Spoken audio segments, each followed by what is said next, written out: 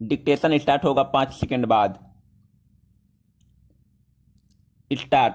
कोविड-19 ने मानव समाज को कितना पीछे धकेला है, इसके सटीक आकलन में अभी वर्षों लगेंगे, क्योंकि महामारी पर निर्णायक नियंत्रण का कोई सिरा फिलहाल ठीक ठीक दिख नहीं रहा और दुनिया का एक बड़ा व बेबस हिस्सा अब भी इसकी वैक्सीन के इंतजार में है।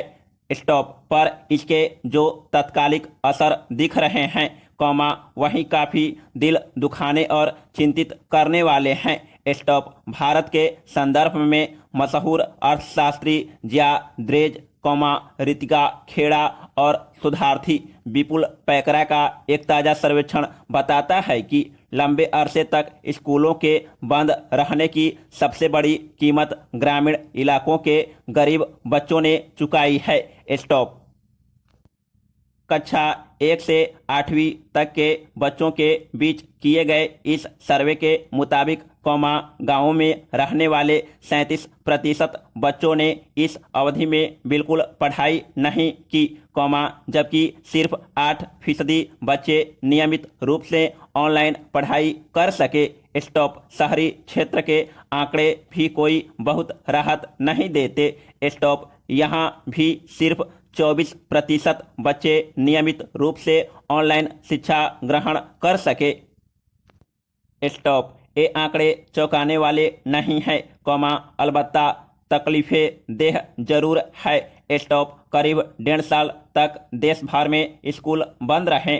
स्टॉप। इस दौरान ऑनलाइन पढ़ाई की वैकल्पिक व्यवस्था की गई, मगर इसकी जटिलताओं व सीमाओं को देखते हुए और भी बहुत कुछ करने की जरूरत थी।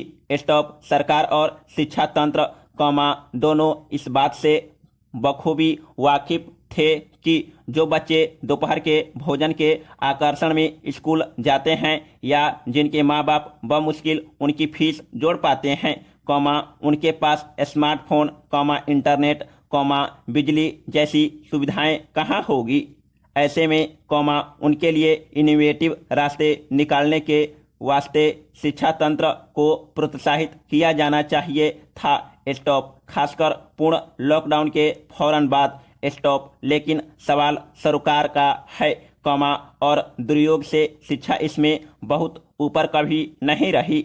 स्टॉप। इस मद में बजटीय आवंटन और स्कूलों शिक्षकों की कमी ही बहुत कुछ कह देती है। स्टॉप। इसमें कोई संदेह नहीं कि सरकार की पहली प्राथमिकता संक्रमण रोकने की थी, और यह होनी भी चाहिए थी। स्टॉप। पर जिस तरह उसने लोगों को भूख से मरने नहीं दिया, चुनावों में शिक्षकों की सेवाएं ली, वह इस स्थिति से भी बचने की राह तलाश सकती थी। स्टॉप। बहरहाल, चुनौती बड़ी है, क्योंकि बच्चों की एक विशाल संख्या सीखने में काफ़ी पिछड़ गई है। स्टॉप। सर्वे के निष्कर्षों में कहा गया है, कक्षा 5 के काफ़ी बच्चों को दूसरे दर्जे का पाठ पढ़ने में कठिनाई महसूस होने लगी है। स्टॉप। अब जब तमाम सावधानियों के साथ स्कूल खुल रहे हैं, तब हमारे पूरे शिक्षा तंत्र की काबिलियत इसी से आंकी जाएगी कि वह इन बच्चों को नुकसान को किस तरह से न्यूनतम कर पाता है। स्टॉप। सरकारों को शिक्षकों से अब पढ़ाई लिखाई से इतर कोई भी कार्य लेने से परहेज बरतना चाहिए। स्टॉप। उन्हें यह दायित्व सौंपना चाहिए कि इस अवधि में जिन बच्चों ने स्कूल से अपना नाता तोड़ लिया है, उन्हें वापस जोड़ा जाए। स्टॉप। आज देश में बेरोजगारी का जो आलम है, उसे देखते हुए अल्प शिक्षित पीढ़ियां भविष्य में बड़ा बोझ साबित होगी। स्टॉप। प्रधानमंत्री ने कल की ही शिक्षक पर्व का उद्घाटन करते हुए कहा कि शिक्षा न सिर्फ समावेशी होनी चाहिए, बल्कि समान होनी चाहिए। स्टॉप। पर ताज़ा सर्वे इस लक्ष्य के विपरीत हालात दिखा रहा है, जहां गरीब अमीर, गांव शहर की शिक्षा में काफ़ी असमानताएं हैं। स्टॉप। अफगानिस्तान में तालिबान ने अपनी अंतरिम सरकार का ऐलान कर दिया। स्टॉप। जो सरकार बनने जा रही है, उसे लेकर ज़्यादा आश्चर्य नहीं करनी चाहिए। स्टॉप। जो लोग अमेरिका से 20 साल से लड़ रहे थे, वे सत्ता में नहीं आए और अपनी जगह किन्हीं दूसरे नेताओं को सत्ता संभालने का मौका दे, यह कैसे संभव होता। जो लोग बेहतर या साफ सुथरी या बेदाग सरकार की उम्मीद कर रहे थे, उनके भोलेपन को जमीनी जवाब मिल चुका है।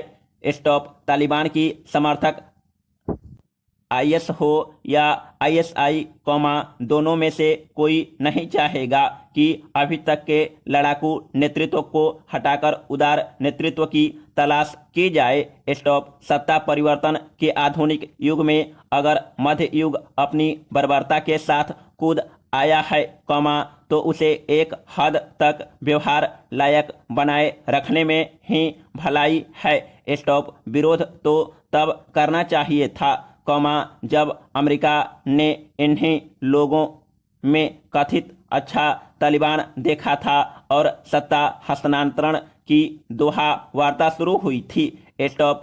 अब जो भी सरकार जैसे भी वहां बनेगी, उस सरकार को मान्यता भले न दी जाए, लेकिन कामोबेश महत्व तो देना पड़ेगा। पैरा। यह हमारे समय का यह सच है कि तालिबान की अंतरिम सरकार में कम से कम 14 सदस्य संयुक्त राष्ट्र सुरक्षा परिषद की आतंकी सूची में रहे हैं। स्टॉप। प्रधानमंत्री घोषित मुल्ला मोहम्मद हसन अखुंद, उनके दोनों डिप्टी और गृह मंत्री भी सूची में शामिल हैं। स्टॉप। इनामी आतंकी सिराजुद्दीन को गृह मंत्री बनाया गया है, तो उनके चाचा हक्कानी को शरणार्थियों की जिम्मेदारी दी गई है। स्टॉप। जो लोग सरकार संभालेंगे, उनके नाम दुनिया आगे उनके काम के मुताबिक जानेगी, लेकिन फिलहाल यह जान लेना जरूरी है कि एक सरकार बन रही है, जिसमें रक्षा मंत्री, विदेश मंत्री तक प्रतिबंधित सूची में रहे हैं, अंतरिम कैबिनेट के तमाम 33 सदस्यों को लेकर दुनिया में चिंता जाहिर की जा रही है।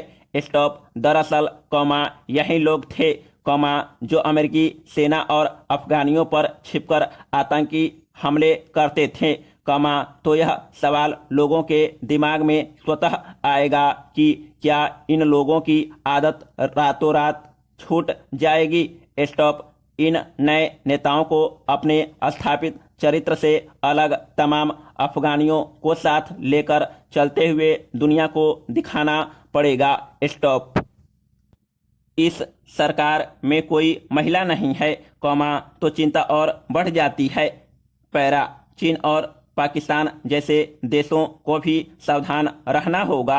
स्टॉप। क्या ये दोनों देश तालिबान की नई सरकार को व्यवहारिक बना पाएंगे? हालांकि, एक बड़ी चिंता यह भी है कि तालिबान भी एकमत नहीं है और पूरे अफगानिस्तान में उनकी तूती नहीं बोलती है। स्टॉप। पंजशीर घाटी में संघर्ष जारी है, वहां से अलग सरकार के गठन की खबर भी आ रही है। स्टॉप। पंजशीर घाटी में तालिबान के खिलाफ विद्रोही गुट का नेतृत्व कर रहे अहमद मसूद की तरफ से कहा गया है कि हम यहां एक वैध और ट्रांजिशनल प्रजातांत्रिक सरकार बनाएंगे। स्टॉप। यह अपने आप में खुशी की बात है कि अफगानिस्तान में कोई प्रजातंत्र के बारे में सोच रहा है, पर इस सोच का सामना संगीनों से है। समाप्त।